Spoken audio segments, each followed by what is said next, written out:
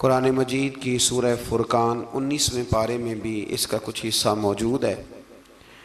19वें पारे में अल्लाह तबारक व तआला ने आयत नंबर 30 से कुफ़ार के कुरान मजीद की तरफ तवज्जो न करने पर आप सल्लल्लाहु अलैहि वसल्लम को तसल्ली इरशाद फरमाई है कि ऐसा हर नबी के साथ हुआ है और हिदायत अल्लाह ताला के ही इख्तियार में। फिर आयत नंबर 32 में कुफ़ार के इस एतराज़ का ज़िक्र हुआ कि पूरा कुरान पाक एक ही वक्त में नाजिल क्यों नहीं हुआ। ये भी उनका एतराज़ था।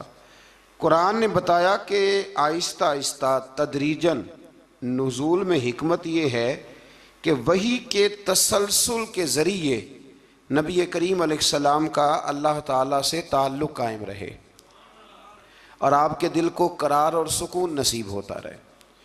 आयत नंबर 33 में कुफ़ार के इस एतराज़ का मस्कत जवाब देने का बयान फरमाया गया है। दलाइल के साथ इसका बड़ा मस्कत, बड़ा मुदल्लल अल्लाह करीम ने जवाब इरशाद फरमाया। आयत नंबर 35 से हज़रत मूसा का जिक्र फरमाया, फ़िरौन की नाफरमानी, कौम नूह, कौम आद, कौम समूद और कौम लूत के तबाह होने का फिर से यहाँ अल्लाह करीम ने जिक्र फरमाया। एक बात यहाँ पे अर्ज़ कर दूँ, जब से ये जिक्र शुरू हुआ है ना इन सारी कौमों का, तो इशारतन बहुत सारे पारों में बार बार जिक्र आया है, बार बार जिक्र आया है। हमारे यहाँ एक बात 2-3 दफ़ा की जाए तो लोग कहते हैं कि ये तो मैंने पहले भी सुनी। कुरान मजीद ये हिकमत इरशाद फरमाता है कि जब तक लोग मान न जाएं और जब तक उस बात से पूरी इबरत ना हासिल कर लें, उस बात का बयान बार बार करना भी गलत नहीं होता। फ़ायदे से खाली हज़रत आदम और जनाब हव्वा का एक वाक़या है और 7 मरतबा कुरान पाक ने बयान किया। लेकिन मज़े की बात यह है कि जहाँ भी आप पढ़ेंगे नई दिलचस्पी नज़र आती है। इसलिए हुजूर ने फरमाया मेरा कुरान कभी पुराना नहीं होगा, इसे जब भी पढ़ोगे तुम्हें नई ताज़गी अता करेगा। आयत नंबर 45 से अल्लाह ताला ने साए के फैलाओ और सिमटाओ और नींद को बाइसे राहत और दिन को ज़रिया मुआश बनाने को अपनी निशानी करार दिया है।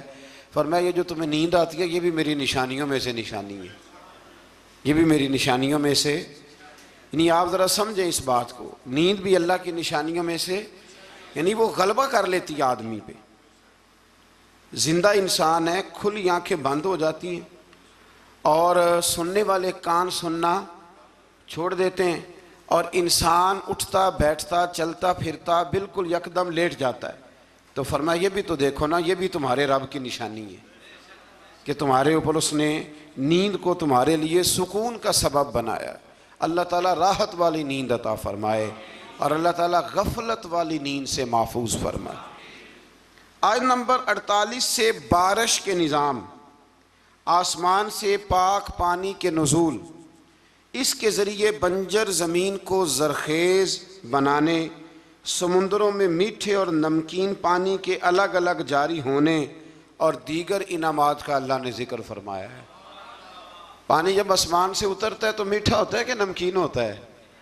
अल्लाह की कुदरत है ना कि जब वो दरियाओं समुंदरों में जाता है तो नमकीन अलग मिलता है, मीठा अलग मिलता है।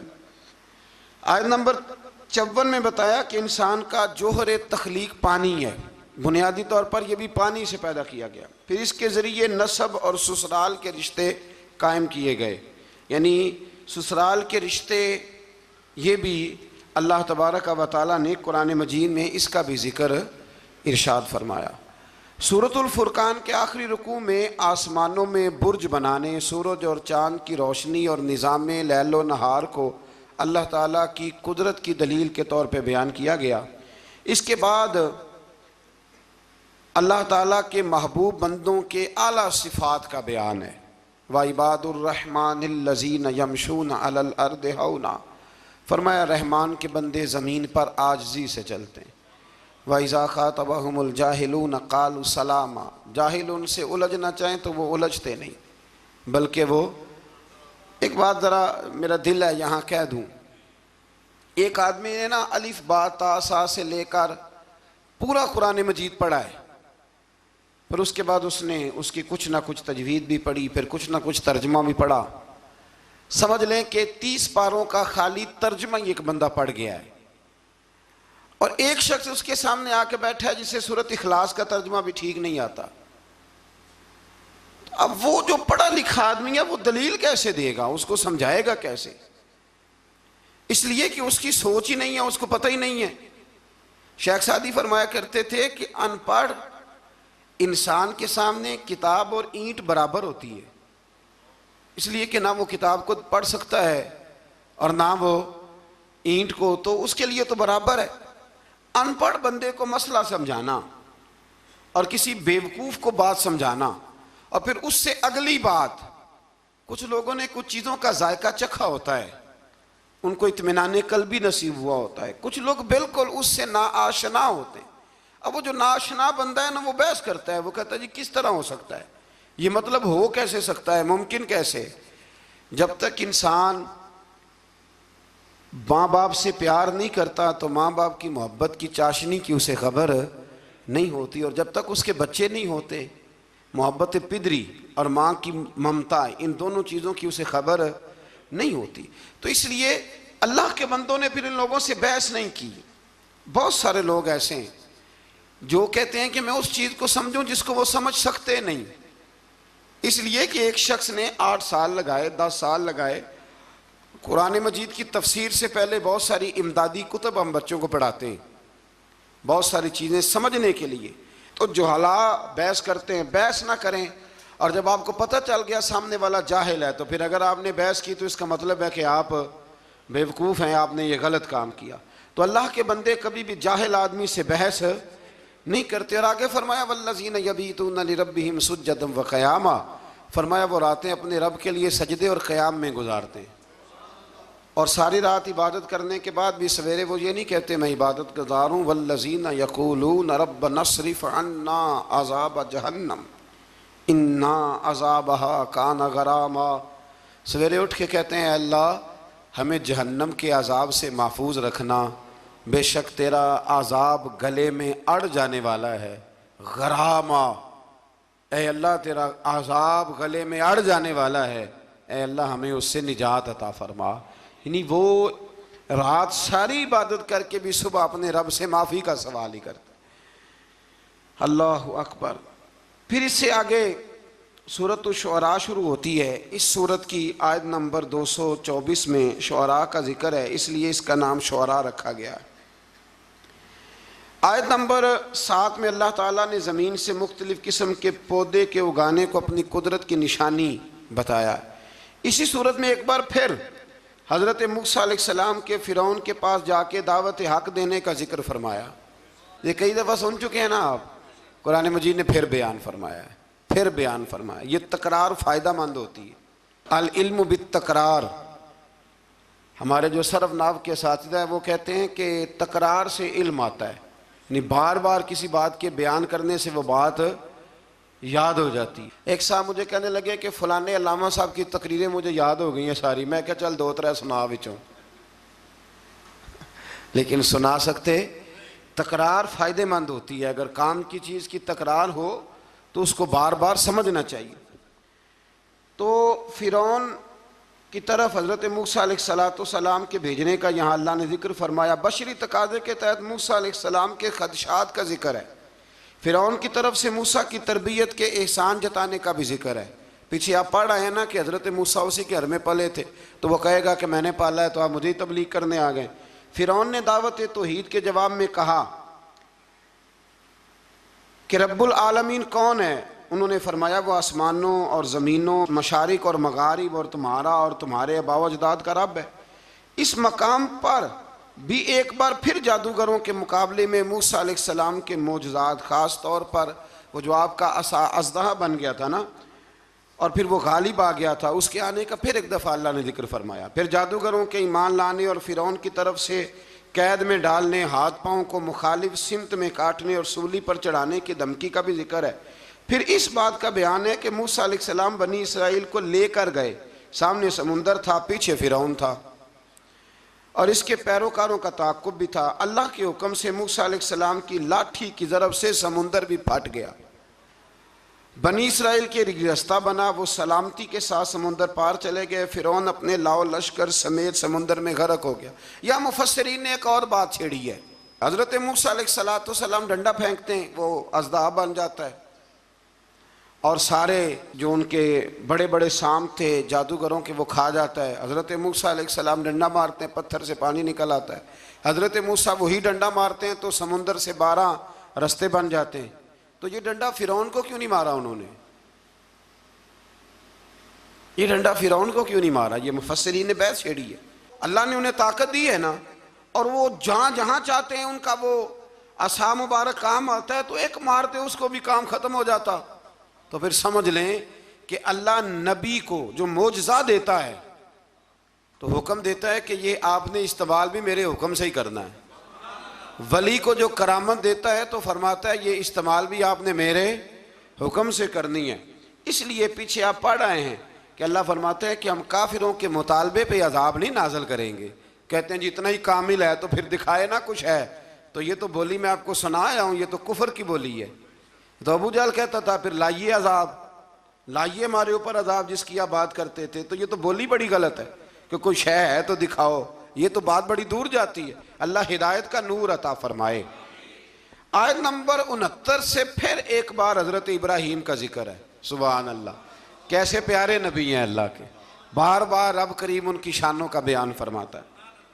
वो अपनी कौम को बुतों की बेबसी की जानिब मुतवज्जो करते थे। फिर इब्राहीम अलैहिस्सलाम अल्लाह ताला की नेमतों का इतराफ़ करते हुए फरमाते, अल्लाह ने मुझे पैदा किया है, वही हिदायत देने वाला है, वही मुझे खिलाता है, वही पिलाता है। जब बीमार होता हूँ तो वही मुझे, अल्लाह अकबर, कई दफ़ा एक ही डॉक्टर से दवाई लेते हैं तो आराम आ जाता है, फिर दोबारा उसी से लेते हैं तो आराम। इसका मतलब है कि हज़रत इब्राहीम फरमाते हैं कि शिफा भी मेरा अल्लाह ही मुझे देता है। फिर फरमाया वही मेरी रूह कब्ज़ करेगा और आखिरत में दोबारा पैदा करेगा। मुझे यकीन है क़यामत के दिन मेरी ख़ताओं को भी माफ़ फरमाएगा। इब्राहीम फरमा रहे हैं अल्लाह के नबी। उन्होंने कौन सी ख़ताएँ की थी जी? सारी ज़िंदगी अल्लाह की राह में जिहाद करते गुजर गई, फिर भी डर के दुआ मांगते हैं। संगियो गाफिल न बने, गाफिल हर वक़्त माफ़ी मांगना ये अल्लाह के बंदों का तरीका है। मेरे रसूल करीम अलैहिस्सलाम ने फरमाया मैं दिन में 100 दफ़ा अपने रब से इस्तिग़फ़ार करता। बार बार इस्तिग़फ़ार करें, बार बार उससे माफ़ी मांगें। वो माफ़ी मांगने वाले से बड़ा ही राज़ी होता है। अल्लाह तौफ़ीक़ अता फ़रमाए। ये अम्बिया का हमारे लिए तालीम है, ये तालीम उम्मत है, वरना उन्होंने कौन सी ख़ताएँ की। अल्लाह अकबर। फिर फरमाया वो दुआ करते हैं कि ए मेरे परवरदिगार तो मुझे सही फ़ैसला करने की कुव्वत अता फ़रमा और मुझे नेक बंदों के साथ मिला दे। पढ़ना ज़रा घर जाके सूरह शोरा, आपको समझ आएगी। अल्लाह के नबी दुआएं मांगता है, या अल्लाह हमें नेकों की संगत अता फरमा। हमारे ज़माने में ज़रूरत ही कोई नहीं नेकों की, और फिर संगत, फिर उनके साथ रहना, पास बैठना, इसकी ज़रूरत ही कोई नहीं। सारे खुद ही बड़े बड़े पीरे कामिल हैं। बल्कि अब तो बहुत सारे लोग कहते हैं पीर साहब को भेजो थोड़ी देर मेरे पास बैठे, मैं को सबक पढ़ाऊँ। माज़अल्लाह ताला। ऐ अल्लाह बाद में आने वाले लोगों में मेरा ज़िक्र खैर सच्चाई के साथ जारी फरमा, मुझे जन्नत की नेमतों का वारिस बना और मुझे क़यामत के दिन रुसवा ना फरमाना। ये पता क्या है, ये ना बंदे का अल्लाह से रिश्ता है। ये रिश्ता है, बंदा जब उसकी नेमतों को सोचता है और फिर अपने रोज़मर्रा की इबादत को, नेकी को सोचता है, तो फिर कहता है अल्लाह तूने बड़ा दिया है, मुझे रुसवा ना कर देना। ये कई दफ़ा खुफिया तदबीर भी होती है ना। हाँ, ये कई दफ़ा बहुत शानें जब मिल जाती हैं तो खुफिया तदबीर भी होती है। खुफिया तदबीर भी होती है। एक दरवेश कहा करते थे कि जब अल्लाह ताला तुम्हें दुनिया में बहुत सारा अजर दे दे ना, नेकियां दे दे, प्यार करने वाले दे दे, दौलत दे दे, तो फिर भी अल्लाह से डरा करो कहीं ऐसा तो नहीं कि वो सारी नेकियों का अजर दुनिया में देना चाहता है और आखिरत में तुम्हारा हिस्सा ही कोई नहीं, सारा कुछ यहीं ना दे दे। इसलिए उसकी बारगाह नाज में ये भी दुआ फरमाएँ कि अल्लाह क़यामत की रुसवाई से महफूज फरमाए। अल्लाहुम्मा अस्तिरना बिसित्रिकल जमील, अल्लाह सोने पर्दों में से एक पर्दा नसीब फरमा। आयत नंबर 91 से मुत्तकीन और सरकश लोगों के साथ होने वाले सलूक का जिक्र फरमाया। एक ने सारी जिंदगी तकवा किया, एक ने सरकशी की, घोड़ों की तरह भागा, मर्जी की जिंदगी जिया। अल्लाह ने दोनों का जिक्र फरमाया और फरमाया गुमराह लोगों के जहन्नम में आपस में लड़ने और हर तरफ से नाउम्मीद होने और इनके दुनिया में वापस जाकर ईमान लाने की नामुमकिन ख्वाहिश है। यहाँ बड़े लोग कहते हैं जी अल्लाह चाहे और नेकोकारों को जो है वो माज़अल्लाह दोज़ख में डाल दे और हमें अल्लाह चाहे तो बख्श दे। जिसने उठती हुई जवानी में भी अपनी नज़र झुका के रखी और जेब में लाखों करोड़ों होने के बावजूद भी अपने रब की रिजा वाली बात की और तू सारी जिंदगी गुजारे बेहयाई और फाशी में और दावे तो अजीब कर दे। अल्लाह बेनियाज जरूर है पर बेइंसाफ नहीं, बेनियाज जरूर है पर वो बेइंसाफ, ये समझ लें। हाँ, किसी को ये दावा नहीं करना चाहिए कि मैं नेक हूं तो जन्नत मेरे नाम अलाट हो गई है, दुआ करनी चाहिए और उसकी बारगाह में माफ़ी चाहनी चाहिए। लेकिन ये जो गुनाहगार फिर दलेरों जैसी बातें करते हैं ना, इसका तो मामला ये है कि एक गुनाहगार ऊपर से सीना जोर, ये जुल्म है, ये जबर है, इससे बचें। हाँ, अगर कोई रब की रहमत का बाजू थाम के बात करेगा तो अल्लाह बड़ा ही करम फरमाने वाला है। आयत नंबर 105 से नूह अलैहिस्सलाम की दावत हक का जिक्र है। वो रसूल अमीन थे। सरकश लोगों ने कहा हम आप पर कैसे ईमान लाएं, आपके पैरोकार तो पसमानदा लोग हैं। ये नूह अलैहिस्सलाम की कौम का जरा अंदाज सुन ले। कहने लगे पसमानदा से गरीब गरीब से बंदे आपके कलमा पढ़ने वाले, हम चौधरी हो के आपको मान जाएं, ये कैसे हो सकता है। फिर नूह अलैहिस्सलाम अल्लाह ताला से अपने और अपनी कौम के दरमियान आखिरी फैसले की दुआ मांगते हैं। अल्लाह ताला इनको और इनके पैरोकार मोमिनों को कश्ती के ज़रिए निजात अता फरमाता है और सरकश कौम तूफ़ान में डूब जाती। आयत नंबर 124 से हज़रत हूद अलैहिस्सलाम और इनकी कौम आद का जिक्र है। अल्लाह ताला ने इस कौम पर नेमतों की फरावानी की, चुपायों, औलाद और नहरी बागात की सूरत में फरमाई। उन्होंने मजबूत मकानात और बुलंद मकामात पर इशरत गाहें तामीर कर ली। आजकल भी फार्म हाउस नहीं बन जाते, जल्दी जल्दी से फार्म हाउस बन जाते। बेलाखर नबी की तकजीम की बिना पर अल्लाह ने इस कौम को भी हलाक कर दिया। फिर आयत नंबर 141 से हज़रत सालेह अलैहिस्सलाम और इनकी कौम समूद की नाफरमानियों का जिक्र है। इन पर अल्लाह ताला ने नेमतों की फरामानी फरमा रखी थी। मीठे चश्मे, बागात, ज़रख़ेज़ ज़मीन की कसरत, पहाड़ों को तराश कर मकान बनाते थे। लेकिन जब उन्होंने नाकत अल्लाह यानी अल्लाह की ऊँटनी की बेहुरमती की तो इन पर आज़ाब नाजिल हुआ। तो जो नाकत अल्लाह की बेअदबी करे, अल्लाह की ऊँटनी की, उस पर अज़ाब नाजिल होता है। तो जो रसूलुल्लाह की बेअदबी करे और जो औलिया अल्लाह की माज़ अल्लाह बेअदबी करे, उसका क्या हौल होगा। अल्लाह ताला हिदायत का रास्ता नसीब फरमाए। आयत नंबर 160 से लूत अलैहिस्सलाम और इनकी कौम का जिक्र है। इस कौम की बदआमालियों का जिक्र है कि वो हलाल बीवियों को छोड़कर गैर फितरी तरीके से अपनी जिनसी ख्वाहिश पूरी करते थे, गुनाह के अड्डे आबाद करते थे। लूत अलैहिस्सलाम की बीवी भी उनके हम ख्याल थी। बेलाखर अल्लाह ताला ने इस कौम को भी तबाह व बर्बाद किया। फिर शुएब अलैहिस्सलाम और इनकी कौम का जिक्र है। ये लोग असहाबुल ऐका कहलाते थे। ये लोग लेन देन के वक्त नाप तोल में डंडी मारते थे। इनकी सरकशी का यह आलम था कि नबी से कहते अगर आप सच्चे हैं तो हम पर आसमान क्यों नहीं फट पड़ता। फिर इस कौम पर भी अजाब नाजिल हुआ और वो तबाह व बर्बाद कर दिए गए। लूत अलैहिस्सलाम की बीवी भी साथ रहती थी लेकिन काफिरों की हम ख्याल थी। और नूह अलैहिस्सलाम का बेटा भी और उनके घर वाले भी कुछ इसी तरह के थे। एक बात जहन में रखें, दो भाई इकट्ठे रहते हैं, दोनों ने अपनी अपनी कब्र में जाना है। किसी घर का एक फ़र्द अगर गलत होगा तो उससे मुराद वो पूरा ख़ानदान नहीं होगा। इसलिए कुरान मजीद ने कहा है कि कोई क़यामत में एक दूसरे का बोझ नहीं उठाएगा, सारे अपना अपना ही उठाएंगे। आयत नंबर 192 में बताया कि कुरान अल्लाह का कलाम है जिसे वाज़े अरबी ज़ुबान में जिब्रील अमीन ने मुहम्मदुर रसूलुल्लाह सल्लल्लाहु अलैहि वसल्लम के कल्बे पाक पर नाजिल गए। कुरान के लफ्ज़ नुज़्ज़िला अला कल्बिक, महबूब हमने आपके ना दिल पर इसे नाजिल फरमाया। ये बड़ी कमाल की बात है। महबूब हमने आपके यानी कलाम अल्लाह का और हुजूर के यानी महबूब और मुहिब की जो बातें होती है ना, वो अगर जुमलों में भी हों तो जाके टकराती सीधी दिल के साथ हैं।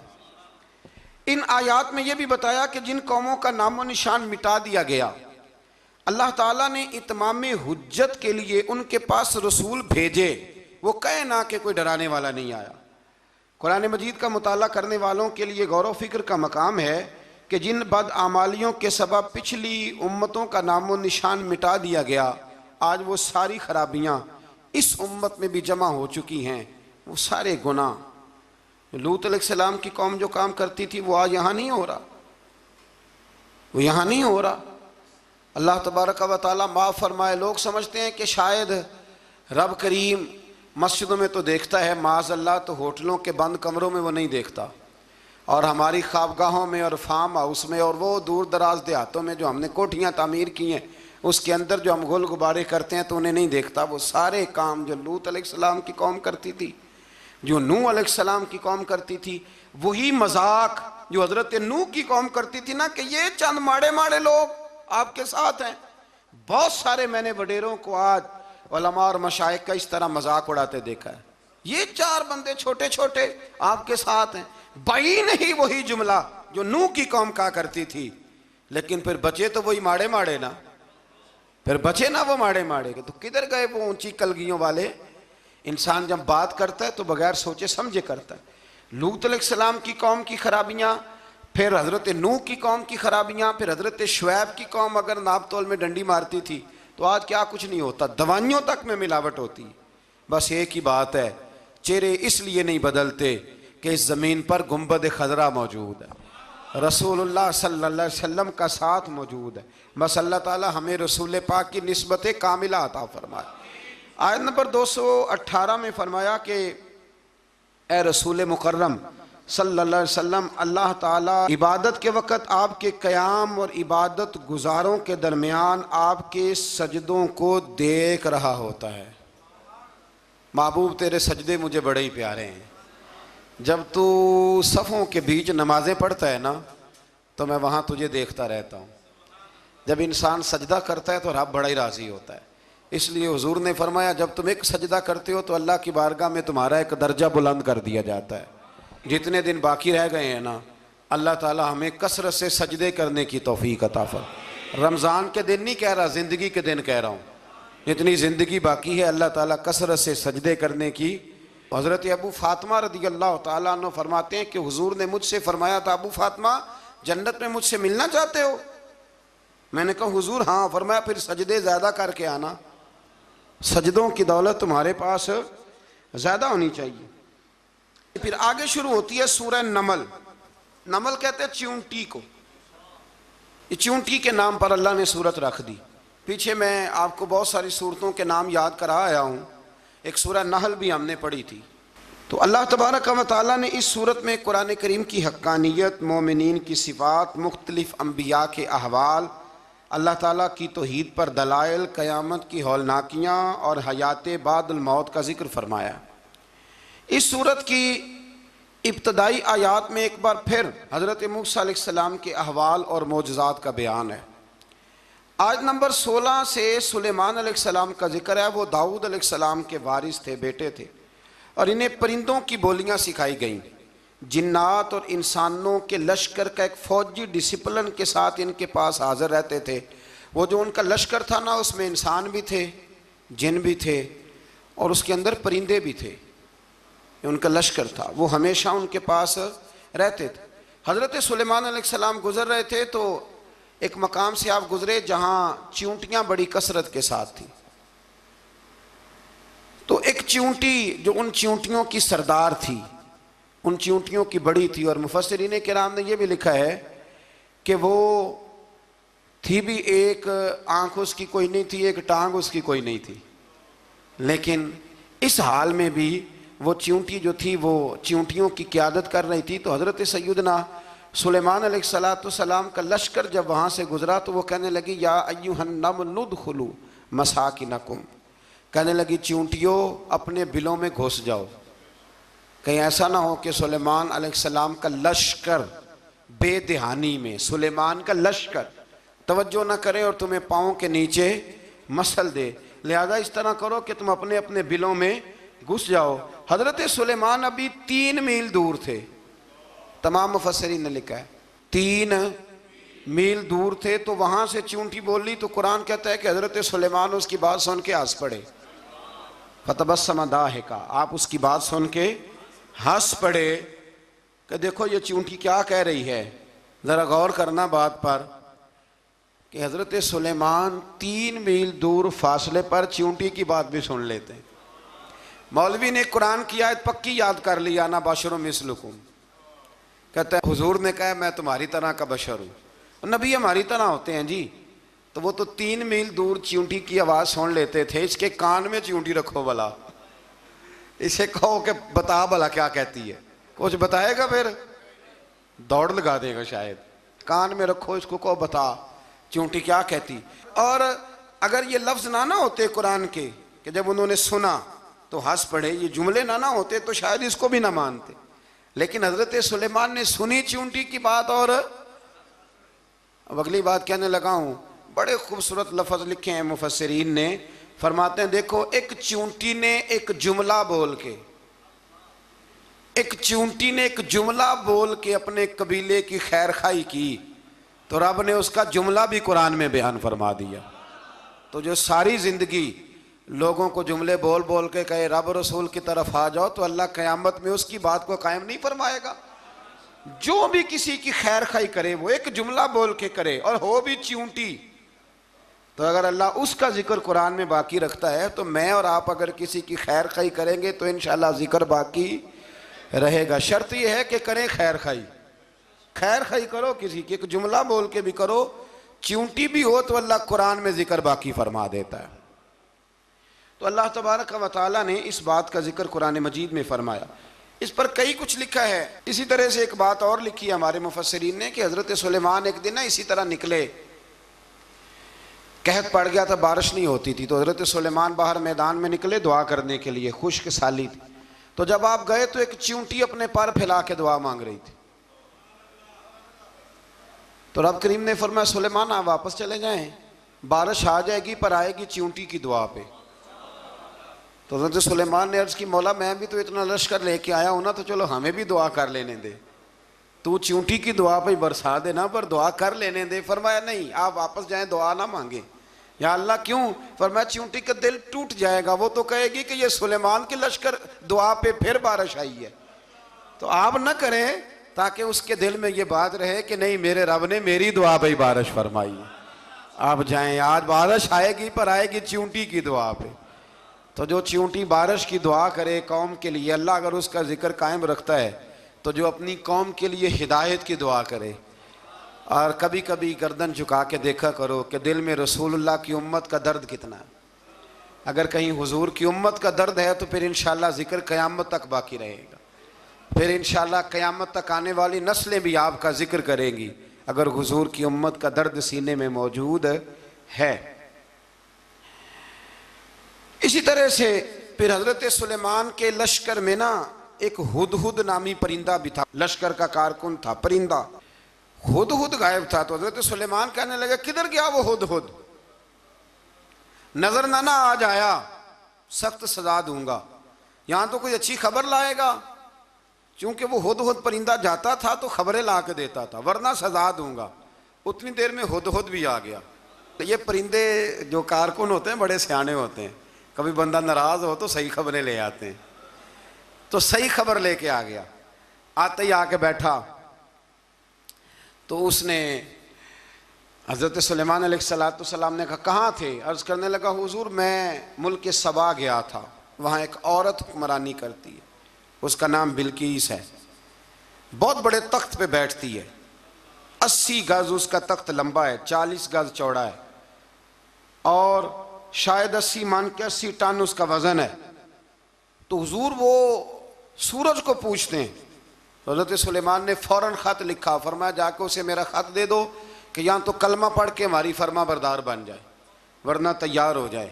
जो अल्लाह के गैर को पूछते हैं हम उनके ख़िलाफ़ जंग करेंगे।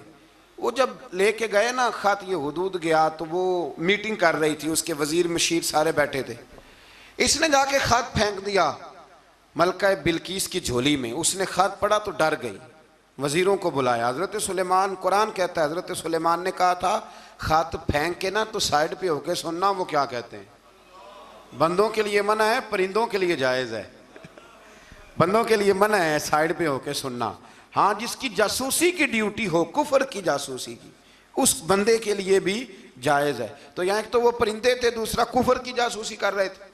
साइड पे होके सुनने लगे तो मलका बिल्कीस कहने लगी अब क्या करना है, ये खाता आया है।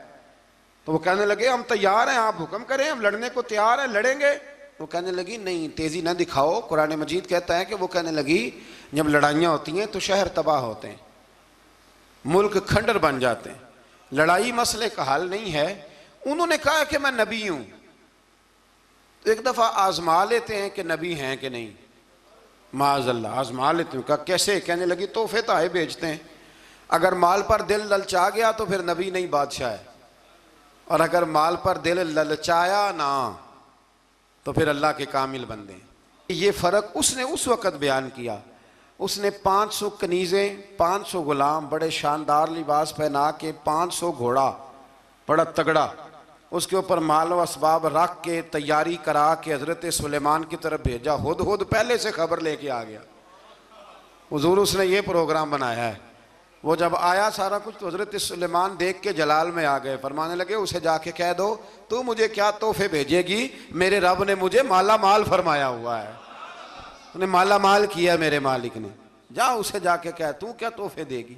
जब रब देता है तो फिर कोई कमी ना वो नहीं छोड़ता। बंदे क्या दे सकते हैं, बंदे तो बेचारे 10 देख के तो 10 दिन उनकी आंखें नहीं खुलती। फरमाया मुझे अल्लाह ने जो दिया है क्या बात है उसके देने की।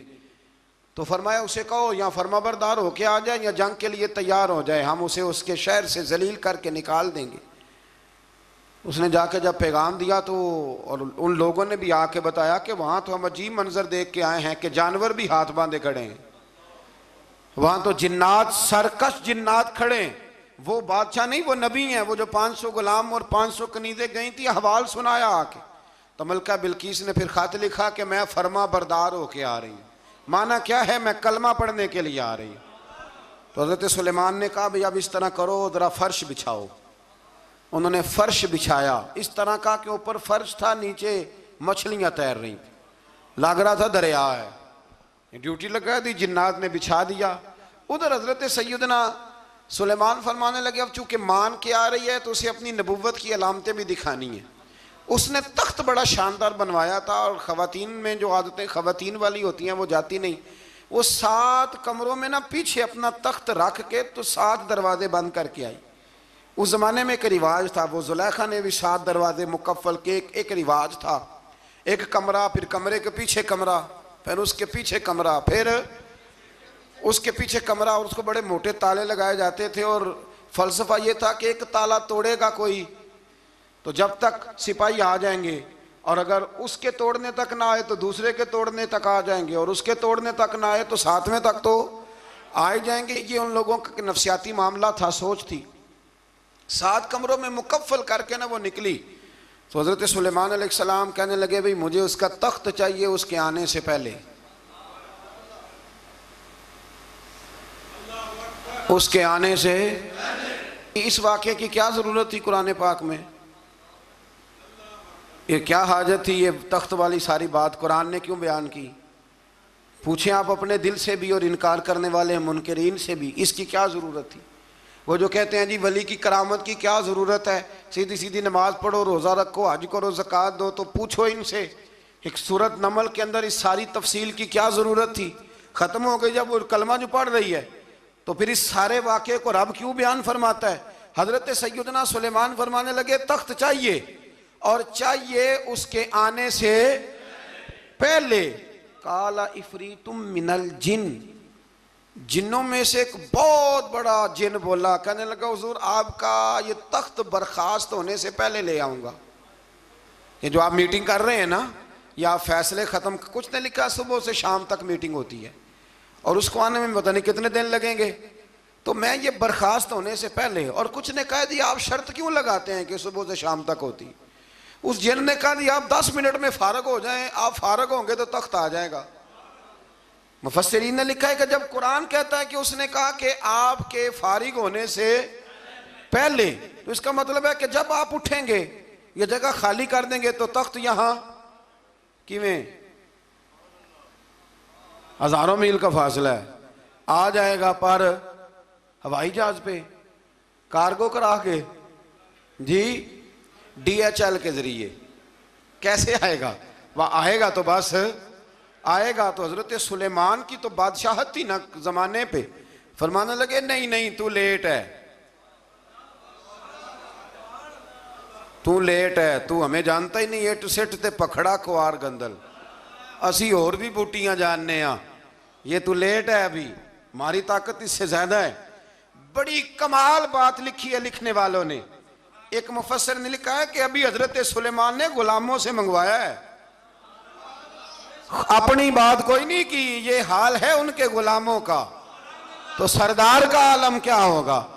हजरत सुलेमान कहने लगे भी जल्दी जाइए। काल अल्लज़ी इंदहु इल्मुम मिनल किताब अना आती का भी कबल अन यरतद्द इलैका तरफुक। तो उठा उनमें से वो जिसके पास किताब में से इल्म था,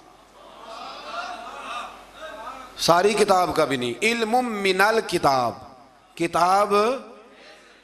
वो उठे जिनके पास किताब में से इल्म था, तो वो उठ के कहने लगे हुजूर मैं ले आऊंगा कब? आपके आंख झपकने से, नहीं आंख झपकने से। बंदा था जिन था, जिन की तो बात मानी नहीं उन्होंने। क्या कहा? आंख झपकने से, मैं आंख झपकने से पहले ले आऊंगा। तो हज़रत सुलेमान कहने लगे तू ठीक है चल ला फिर, ला फिर। आंख झपकने से बड़े ही नादान नहीं, फिर गुस्सा नहीं आता उन पे, फिर गुस्सा नहीं आता। मेरे शेख कामिल मुर्शद अकमल शेख बहरोबार हुजूर गौसे पाक जिलानी हजरत गौसे आजम यूं करके शागिर्दों को मुरीदों को सबक पढ़ा रहे थे। पढ़ाते पढ़ाते हाथ आगे किया और जब हाथ वापस आया तो भीग गया था सारा। तो शागिर्द कहने लगे हुजूर ये क्या है? फरमाया तुम्हें नहीं समझ आएगी, छोड़ो तुम्हारे वाली बात नहीं। खासा दी गल आमा आगे नहीं मुनासब करनी, रहने दो तुम। कुछ वक़्त गुजरा तो कुछ लोग आ गए, अभी क्लास ख़त्म नहीं हुई थी, कपड़े भीगे हुए हो। वो शागिर्द पहले ही मुंतजिर थे। कहा तुम्हें क्या हुआ? कहने लगे दरिया में जा रहे थे, अचानक हिचकोले आने लगे। तो हमने कोई किसी बेअमल का बाजू तो नहीं ना थामा, हम गौसे आजम के मानने वाले हैं। तो दरिया में कहा या शेख अब्दुल कादिर जिलानी शैय्यन लिल्लाह, अल्लाह के रास्ते में मदद करो। तो कहने लगे बस एक हाथ ही आया है, और यूं कश्ती खींच के बाहर निकाली है। तो अब वो शागिर्द सारे चुप कर गए, कहने लगे जवाब क्यों नहीं देते? उन्होंने कहा तुमने हाथ देखा है पहुंचता हुआ, और हमने हाथ देखा यहां से जाता हुआ। तुमने पहुंचता हुआ देखा है, तो हमने हजरत बहाउल्लाह नक्शबंद बुखारी, उनकी एक मुरीदनी थी, ऊपर चुबारे पे किसी ने उसकी इज्जत पे हाथ डाला, चुबारे पे ऊपर वाली मंजिल पे। उस मुरीदनी ने अपनी इज्जत बचाने के लिए छलांग लगा दी। जब वो नीचे गिर रही थी तो हजरत बहाउल्लाह नक्शबंद बुखारी पहुंच गए। नीचे कोई ऐसा बंदोबस्त कर दिया, कोई चारपाई बिछा दी, कोई ऐसा जिस पे वो आके आराम से गिरी और बच गई।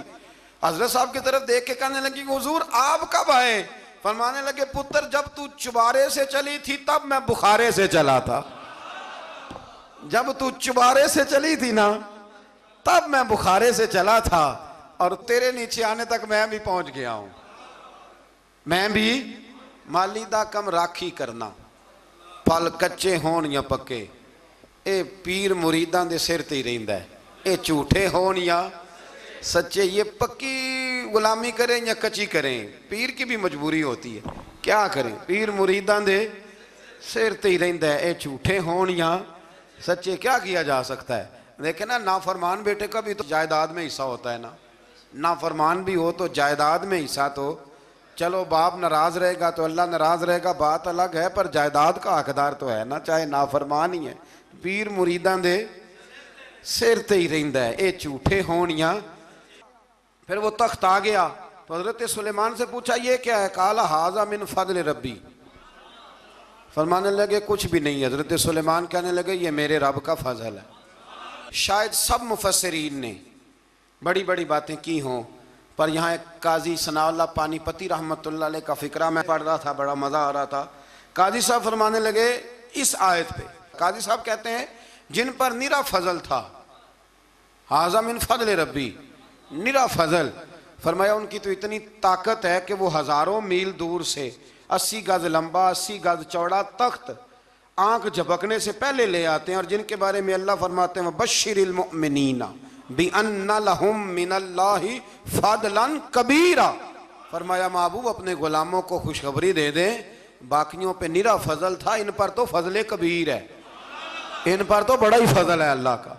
तो फरमाया जिन पर फजल कबीर हो, एक नहीं, इस पर मैं बड़े दलाइल दे सकता हूँ, करामात औलिया पर मैं बड़े ही दलाइल दे सकता हूँ, बड़े। गौसे आजम रदी अल्लाह तआला अन्हु के पास बादशाह आया तो कहने लगा पीर तब मानूंगा जब सेब खिलाएंगे। सेब का मौसम ही नहीं था, तो हजरत साहब आते ही उसे कहने लगे अब तू मेरी विलायत को सेबों पे तो ना तोल, अब सेब खिलाए तो वली या ना खिलाए तो वली कोई नहीं, ये तो अब मेरी विलायत को सेबों पे तो ना तोल। तो हजरत साहब ने यूँ हाथ उठाया तो अल्लाह ने 2 सेब अता फरमाए। तो वहाँ जुमला है हुज़ूर गौसे आज़म का, फरमाने लगे अगर अल्लाह हजरत मरियम सलामुल्लाह जो बनी इसराइल की वलिया हैं, वली है ना, वो नबी तो नहीं ना, औरत नबी नहीं हो सकती। फरमाया अगर अल्लाह उन्हें बगैर मौसम के फल दे सकता है, मैं तो मोहम्मद अरबी का नौकर हूँ। फरमाया अब ना 2 सेब आए थे, तो वो कहने लगा मेरे तो दिल में 1 सेब था ना, तो हुज़ूर गौसे आज़म ने ना 1 सेब मुझे दिया, 1 मैंने खाया तो 1 गौस पाक खाने लगे। कहते हो मैंने वो मुँह में रखा, ज़रा तुर्श था, तो मेरे चेहरे का वो रंग देख के ना, असर देख के कि तलखी महसूस, तो गौसे आज़म कहने लगे मेरे वाला खा। तो 1 उन्होंने काट के टुकड़ा दिया, कहते खाया तो बड़ा मीठा था। तो मैंने कहा हुज़ूर आए तो दोनों ही गैब से हैं, तो आपके वाला मीठा है मेरे वाला कड़वा है। तो आप फरमाने लगे आए तो दोनों गैब से थे, पर एक को ज़रा जालिम के हाथ लग गए हैं ना, उसको तंबीह भी कर दी कि जुल्म से बाज आ जा, तंबीह भी कर दी। पर मैं हाथ जालिम के लगे इसलिए तुर्श हो गया, सियाना बन। 1 नहीं 20 दर्जनों, लेकिन पता नहीं क्यों लोग अड़ गए, पता नहीं क्यों कड़ के आ गए करामत औलिया के मामले में बिल्कुल। और फिर किसी हदीस में ये नहीं आया कि इस ज़माने में वली होंगे तो इस ज़माने में वली नहीं होंगे। हुजूर ने फरमाया मेरी उम्मत कभी गुमराही पर जमा नहीं होगी। इकबाल कहते हैं औलिया क्या होते हैं, औलिया क्या हैं, जवासीसुल कुलूब। इकबाल कहता है वली का बहुत बड़ा वली तुमने देखना हो तो उसे देखो जो तेरे दिल का जासूस है। चलो ये मुश्किल बात है, मैं नहीं छेड़ता, लेकिन जो तेरे हाँ वो जासूसी करता है, पर करता है तेरे दिल की, वो तेरे दिल का जासूस होता है वली। और उस पर हुजूर की हदीस है, फरमाया इसकी फिरासत कल्बी से डर, ये अल्लाह के नूर से देखता है, डर इसकी फिरासत कल्बी से, अल्लाह तौफीक अता फरमाए। 12 इस वली का नाम था आसफ बिन बरखिया। आसफ बिन बरखिया जी हज़रत सुलेमान के वज़ीर थे। वो आई मलका बिल्कीस, और जब वो आई ना तो उसने देखा कि ये तो आगे सामने हज़रत सुलेमान बैठे हैं, और जो रास्ता है ना दरमियान में वो फर्श है कि दरिया है समझ नहीं आ रही। तो उसने ना अपना यूं करके ऊपर कपड़ा उठाना शुरू कर दिया कि नीचे पानी है। तो हज़रत सुलेमान कहने लगे चलती आ, नीचे कुछ भी नहीं। उसने पैर रखा, नीचे मछलियां भी तैरती जा रही थी। हज़रत सुलेमान अलैहिस्सलाम, आज भी अल्लाह ने तौफीक दिया ना, लोगों ने इस तरह की तामीरात बाद में की हैं, लेकिन इसके मौजिद इसके पहले बनाने वाले हज़रत सुलेमान है अल्लाह की दी हुई तौफीक से। तो वो मलका आपके पास आई, फिर वो आपकी फरमा बरदार हो गई, और बाद मुफस्सिरीन ने यह लिखा है कि उसने जब कलमा पढ़ा तो फिर उसका निकाह भी हज़रत सुलेमान से हुआ, ये भी बाद लोगों ने लिखा है। तो इस सारे वाक़े को कुरान मजीद ने बयान फरमाया है। फिर आयत नंबर 47 से कौम समूद का हज़रत सालेह अलैहिस्सलाम से बदशगुनी लेने का जिक्र है। अल्लाह ताला ने फरमाया बदशगुनी और नहूसत अल्लाह के नबी सालेह अलैहिस्सलाम की वजह से नहीं है, बल्कि तुम ही नहूसत और नामुबारकी है और तुम फितने में मुब्तला हो गए। अजीब बात है ना ये भी कि वो कहा करते थे कि हज़रत सालेह अलैहिस्सलाम जब से आए हैं हम पे तरह तरह की मुसीबतें आने लग गई। ये वो कौम कहा करती थी। आज भी कुछ लोग कहते हैं जी जब तक मैं गलत था ना तब तक मामला ठीक थे, अब मैं सही हो गया हूँ तो हालात। वो खुदा के बंदे, जब तू ठीक हुआ है तो रब तुझे कुंदन बनाना चाहता है। अल्लाह करीम वो सारी कमज़ोरियाँ जो बज़ाहिर इंसानों में होती हैं मुश्किलात में डाल के तो तेरी मिट्टी और गर्द झाड़ना चाहता है, लेकिन लोग माज़अल्लाह इसको बदशगुनी कहते हैं। अल्लाह समझने की तौफीक अता फरमा। आज नंबर 54 से एक बार फिर लूत अलैहिस्सलाम की कौम की फहाशी और इसके नतीजे में पैदा होने वाली तबाही और बर्बादी का जिक्र है। बार बार अब इसलिए बयान करता है कि फहाशी करोगे तो आसमान से पत्थर बरसेंगे, और पत्थर अब उस तरह नहीं बरस रहे जिस तरह उन कौमों पे बरसा करते थे, बरस रहे हैं पर हमें नज़र नहीं आते। बड़ा कुछ ही हो रहा है, बड़ी सारी तबाही उतर रही है, बड़े फितने पैदा हो रहे हैं। और मैं अक्सर कहा करता हूँ कि फहाशी जब आम होती है फिर तबाही होती है। फहाशी आम हो गई है, फहाशी आम हो गई, गंदे चैनल आम हो गए, बेहयाई और यानी ये रोड पे गंदे कभी बोर्ड लगे होते थे तो आप यकीन करें मैंने कानों से सुना है, बुजुर्ग कहा करते थे देखो जी इन्होंने किस तरह की बीबी की तस्वीर लगा दी। बहुत ज़माना नहीं गुजरा, मुझे याद है हम छोटे थे तो साबुन पर एक दफ़ा फ़ोटो छप गई मर्द औरत की इकट्ठी, तो इतना एहतजाज हुआ, शायद मैं कहीं फाइलों में तलाश करूं तो नवाए वक्त की वो मुझे कटिंग मिल जाए कि वो साबुन ने रैपर सारा ज़ाया किया। अब कौन एतराज़ करने वाला है? कोई ऐसा शख्स जो एतराज़ करे? बड़े बड़े गंदे बोर्ड लगे हुए हैं, ये बेहयाई हिजान पैदा करती। मैंने आपको कुरान मजीद सुनाया ना कि अल्लाह फरमाता है कि जो औरतें बूढ़ी हो गई हैं, अब निकाह की काबिल नहीं रही, वो पर्दा न भी करें तो उनको गुंजाइश है, लेकिन उसके बाद का अगर कर ले तो उनके लिए भी बेहतर है। तो जब बेहयाई और फहाशी और यानी आम होती है तो फिर यह हाल होता है कि नौजवानों के जज्बात में हिजान पैदा होता है, बच्चियों के जज्बात में हिजान पैदा होता है।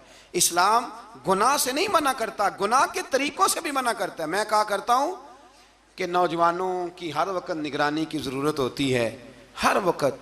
ये चढ़ती हुई जवानी सैलाब होती है, ये अगर किसी तरफ बह जाए तो तबाही उतर जाती है, खराबी हो जाती है। इकबाल ने ना अपने बेटे को एक दुआ दी थी, एक दुआ। मेरी अल्लामा शाह नूरानी साहब रहमतुल्लाह अलैह से पहली मुलाकात हुई तो अब तो खैर ये रिवाज है ना तस्वीरें लेने का, उस वक़्त ऑटोग्राफ लेने का रिवाज होता था। तो मैं तालिब इल्मी का ज़माना था, मैं डायरी लिखा करता था। इससे पहले भी मुझे हज़रत एक दफ़ा ये शेर मैं पढ़ चुका था, सुन चुका था, तो मैंने उनके सामने ना ये किया आगे कुछ ऑटोग्राफ के लिए, तो उन्होंने मुझे ये इकबाल का शेर लिख के दिया, हया बाकी नहीं है ज़माने की आँख में, खुदा करे कि रहे तेरी जवानी बेदाग, खुदा करे कि रहे तेरी। इकबाल ने ये नहीं कहा अपने बेटे से, ये बेटे का नाम लिखी कि तेरी आँख में हया नहीं, बल्कि कहा हया बाकी नहीं है ज़माने की, ज़माना बेहया है। तो दुआ है कि हमारे बच्चों की जवानियाँ, और एक दफ़ा धब्बा लग जाता है ना जब, तो फिर शैतान एक दफ़ा रास्ता दिखाता है तो फिर मायल करता है, और फिर जो दूसरी तबाही है शादियों के लेट होने की, वो उससे बड़ी कबाहत है। कल भी मैंने कहा था, आज फिर कहता हूँ, खुदारा इस पर नज़रसानी करें। शरीयत हमें बड़ी आसान दी है ना, सोना ठंडा मीठा और प्यारा दीन अल्लाह ने हमें दिया है, जो अगर हम अमल करें तो कितना हमारे लिए आसान है। हमने अपने लिए मुश्किलात इकट्ठी कर ली हैं। अल्लाह ताला सब के हक़ में आसानियाँ फरमाए। और इसकी बुनियाद वही मामला है कि अगर बेहयाई को कंट्रोल किया जाए तो इस तरह के सारे वाक़यात को कंट्रोल किया जा सकता है। और अगर वो वाली सज़ाएँ दी जाएँ जो इस्लाम ने रखी हैं, इस्लाम ने रखी हैं, संसार करने वाली और चौक में संसार करने वाली, इसको रोड़े मारो। अगर शादीशुदा है तो चौक के अंदर इसे संसार करो, इसको भगाओ, पीछे से रोड़े मारो। अगर ये वाली सजा दी जाए तो निशान इबरत बन जाए। लेकिन हमारा कानून है ना, कहते हैं जी गुंजाइश नहीं इसमें, भाई अल्लाह रसूल का निज़ाम अमल करने के लिए गुंजाइश नहीं। अल्लाह तबारक व तआला हमें समझने की तौफीक अता फरमाए।